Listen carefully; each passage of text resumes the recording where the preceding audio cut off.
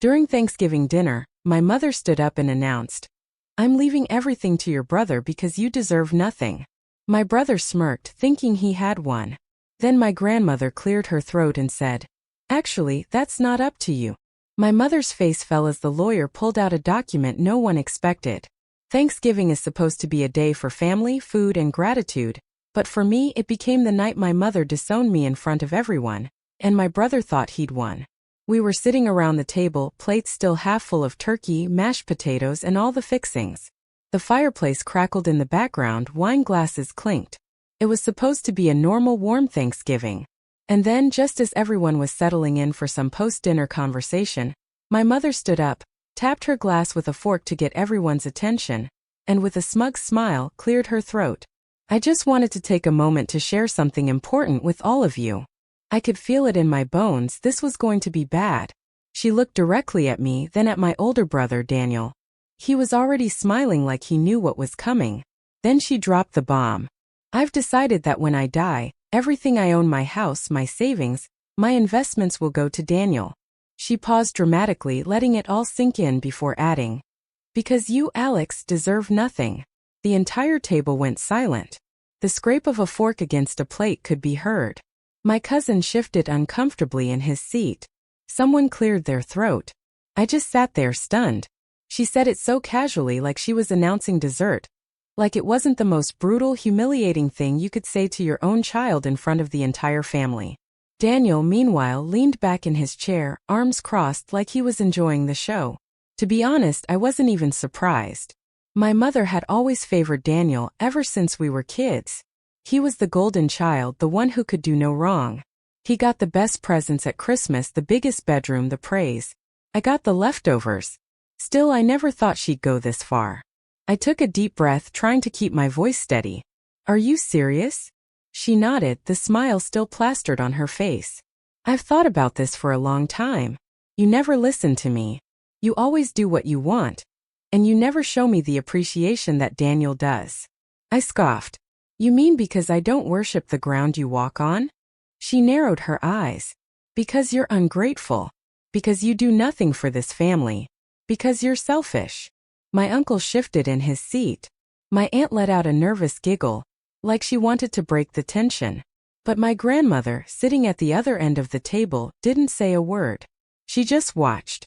Daniel, on the other hand, finally spoke. "Seems fair to me," he said, smirking. "I mean, I'm the one who's been here for Mom.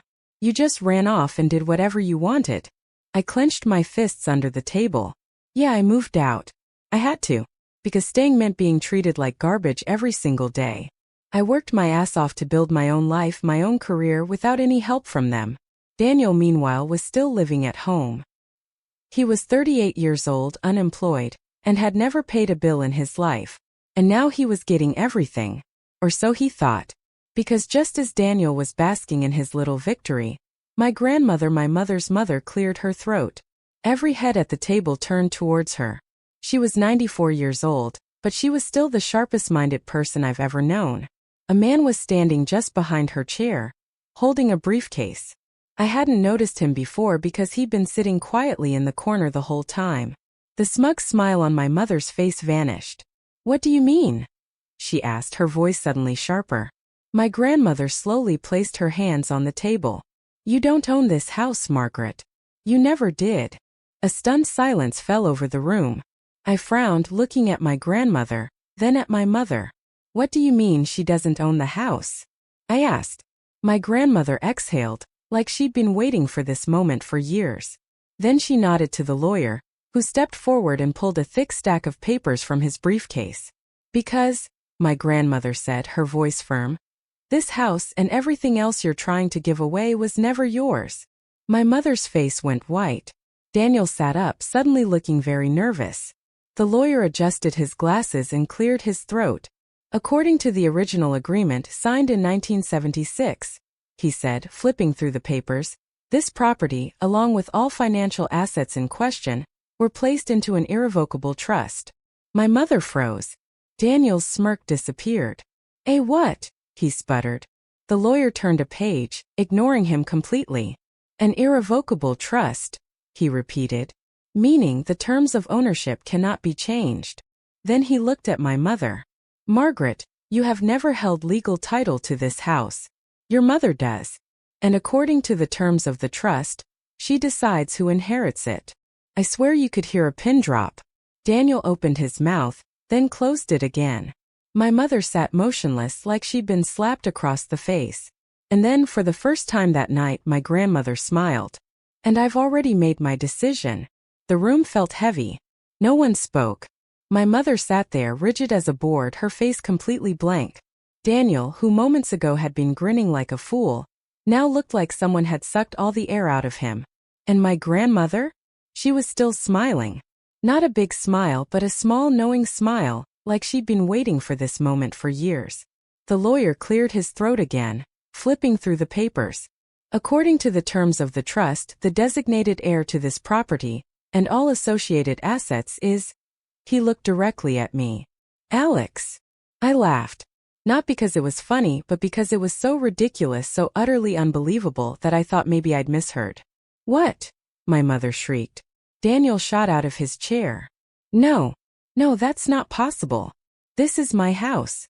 The lawyer didn't even blink. He simply adjusted his glasses and calmly spoke. Actually, no. As I was explaining, this house was placed in an irrevocable trust by your grandfather. It was never legally transferred to Margaret, and upon his passing, full control went to her mother, with explicit instructions on how the inheritance would be passed down. Daniel was furious. This is some kind of joke. Mom's been living here for years. It's hers. My mother chimed in, finding her voice again. I've taken care of this house. I raised my children here. My grandmother slowly turned her head to look at her. Oh, is that what you think? Her voice had a strange tone to it, something icy. Something I'd never heard before. Margaret, you never paid a dime for this house. Your father and I did. We let you live here because we thought you'd be responsible. We thought you'd treat this house with respect. But you know what we discovered? She leaned forward, resting her wrinkled hands on the table. You took out loans against it. My stomach dropped. A few people at the table gasped. My mother flinched like she'd been physically hit. That's not true, she spat out. I don't know what you're talking about. The lawyer turned a page and read aloud. Over the past 15 years, you have taken out multiple lines of credit, using this property as collateral, under the assumption that you were the rightful owner. These loans amounted to over $250,000. No. My mother slammed her hands on the table. That's a lie. The lawyer didn't even blink. He kept reading. You have defaulted on several of these loans, resulting in liens being placed on the house.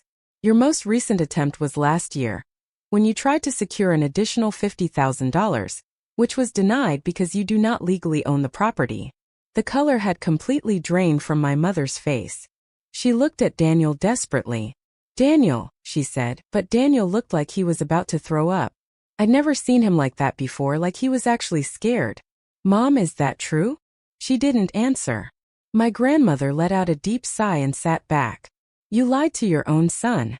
You let him believe it was all his. And all the while, you were trying to squeeze this house for every last penny.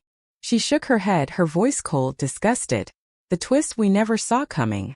I was still trying to process all of this when Daniel suddenly became enraged. This isn't fair, he yelled. I've done everything for you, Mom. I stayed here. I took care of you. And now you're telling me I get nothing. The lawyer looked at him. Not exactly. Daniel blinked. What? The lawyer flipped to the final page and slid a document across the table. Your grandmother has decided to give you an option. Daniel picked up the paper and read it. His face crumpled, then filled with rage. This is a joke. I peeked over, and when I saw what was written, I almost choked on my own breath. What is it? I asked. My grandmother folded her arms. I offered Daniel a one-time payment of $100,000, on the condition that he leaves the house immediately and never contacts me again. The room fell completely silent. Daniel looked like he'd been punched in the stomach. You're kicking me out? My grandmother didn't blink. Yes. My mother gasped. You can't do that. I can. You thought you were in control, Margaret. You thought you could cut Alex out and leave it all to Daniel. But the truth is, this was never in your hands. You've been living in my house, under my generosity. And now that generosity is over. Daniel turned to my mother, his voice almost pleading. Mom, say something. Don't let her do this. But my mother was paralyzed. I could see it in her eyes, the realization finally hitting her. She'd lost. Her entire plan had crumbled before her eyes. Daniel turned to the lawyer. I'm not leaving. You can't make me. The lawyer nodded once, like he'd been expecting that response. That's your prerogative. But if you refuse the payment, I will proceed with an unlawful detainer. Daniel's jaw dropped. Eviction? You can't evict me. The lawyer turned another page. Under state law, you are considered a tenant. You have not financially contributed to this household for over a decade. Given that ownership of the property is officially being transferred, the new owner has the right to have you removed. Daniel looked at me, his eyes wide. You wouldn't do that to me, right, Alex? We're brothers. I stared at him. After everything he'd done. After years of watching him reap the rewards while I was treated like nothing. After watching him smirk while my mother disowned me in front of everyone. I finally had the power. And I was about to use it. Daniel stood there, breathing hard, clutching the contract so tightly his knuckles were white. My mother still sat frozen, her mouth slightly open, her eyes darting between the lawyer, my grandmother, and me like she was trying to find some way to undo what had just happened. I could see it on her face. She never expected this. She thought this dinner would be her big moment, where she'd humiliate me, cut me out, and watch as Daniel stood victorious. Instead, she had just discovered that she had never had control. Daniel shoved his chair back and stood so fast his plate rattled. This is bullshit. This is absolute bullshit. No, my grandmother said calmly. This is justice. Daniel turned on me, his face full of fury. This isn't fair, Alex. You don't even want this house. I've been here my whole life. I leaned back in my chair, finally feeling something I hadn't felt in a long time. Power. How funny. You didn't seem very concerned about fairness when Mom was trying to cut me out. Daniel's nostrils flared. This is different. No, Daniel. It's not. I'd spent years watching him take everything handed to him. I'd spent years listening to my mother praise him while she treated me like a stranger. And now it was my turn. The lawyer slid another document across the table. You have 30 days to leave, Daniel. If you don't, we will begin the formal eviction process. Daniel snatched the paper off the table and crumpled it in his fist. I'm not going anywhere. Silence. And then my grandmother laughed. She actually laughed. Oh, Daniel.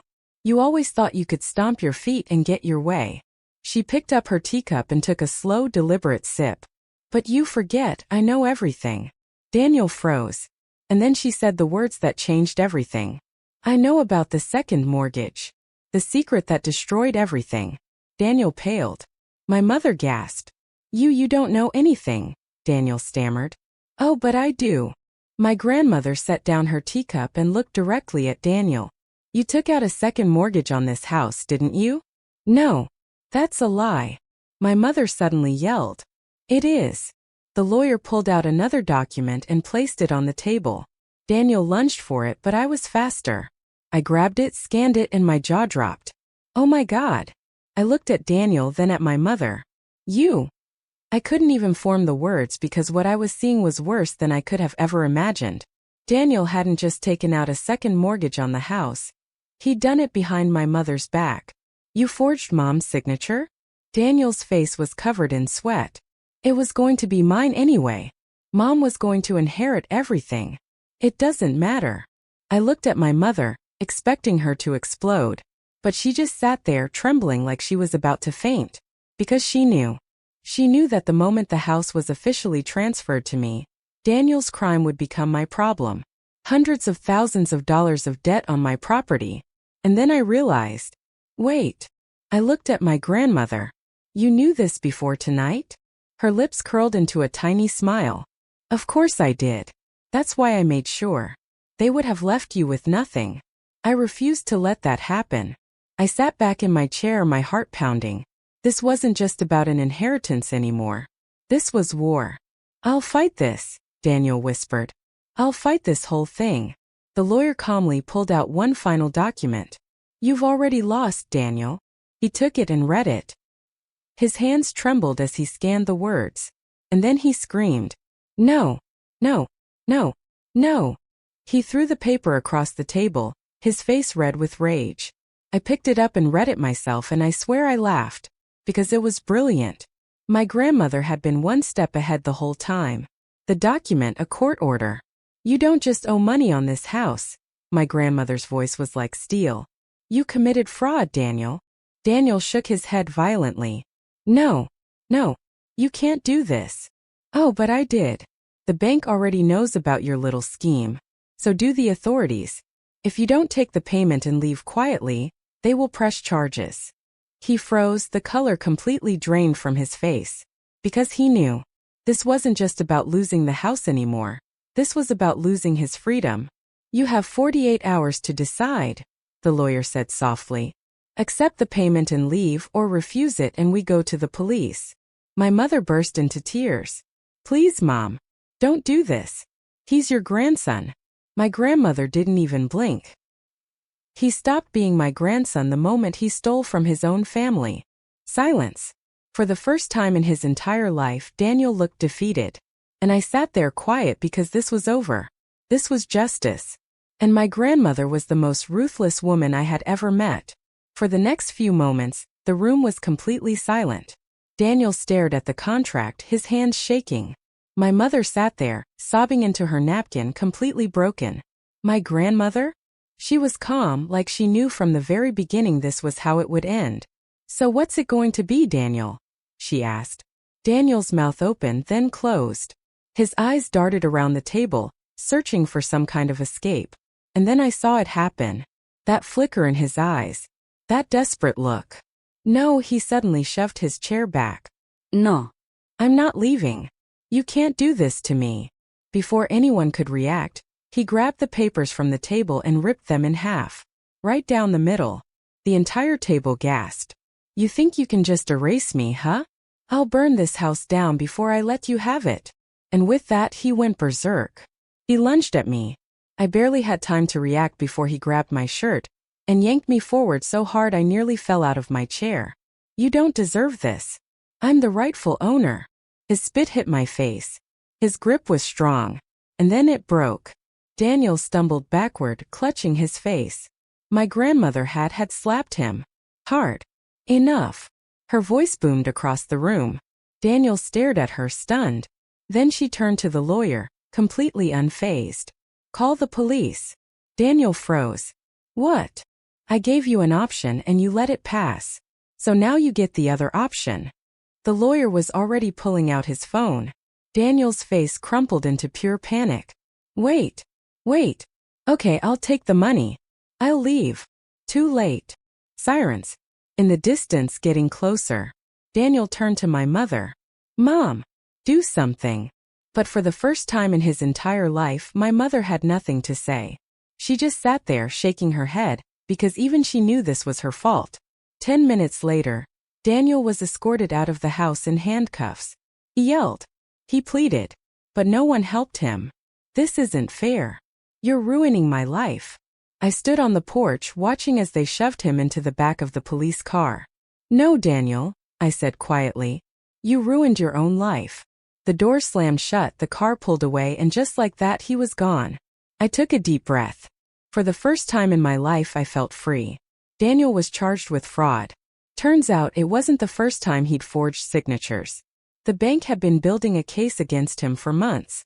My grandmother simply sped up the process. He ended up serving time. My mother? She tried to fight it. She yelled. She cried. She begged my grandmother to reconsider. But my grandmother? She wasn't having any of it. She gave my mother one last chance. You can stay in this house 6 more months. After that, you're out or I'll have you evicted. My mother left after 4. She moved into a small apartment on the other side of town. She tried to reconnect with me, but I wasn't interested. I wasn't cruel. I helped her when she needed it, but I never forgot what she did, and I never let her close enough to do it again. The final revenge? I renovated the house. Fixed everything they'd neglected. Restored what they'd almost destroyed. And when it was all done, I hosted a huge Thanksgiving dinner. I invited the whole family, everyone except my mother and Daniel, because they didn't deserve a place at the table. And as I looked around at my home, filled with people who actually loved me, I knew I had one.